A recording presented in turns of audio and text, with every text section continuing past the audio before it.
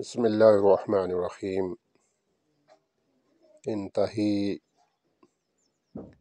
واجب الاحترام سامعین و ناظرین، السلام علیکم ورحمۃ اللہ وبرکاتہ۔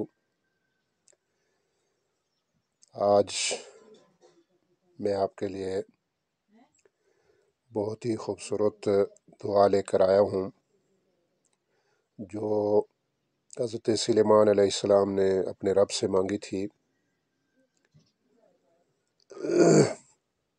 یہ سورہ نمل میں موجود ہے، اس کی آیت نمبر 19 میں یہ دعا موجود ہے۔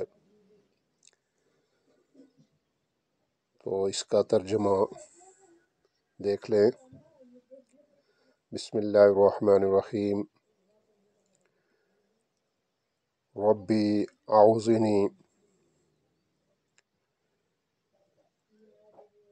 اے میرے رب مجھے قابو میں رکھ، ان اشکر نعمتک التی،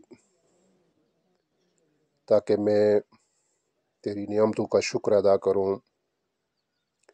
التی انعمت علیہا، جو تو نے مجھ پر کی ہیں، وعلی والدی، اور میرے والدین پر کی ہیں، وان اعمل صالحا ترضاہ، میں ایسے نیک اعمال کروں جو تجھ کو راضی کر دیں، تجھ کو خوش کر دیں، وادخلنی برحمتک فی عبادک الصالحین،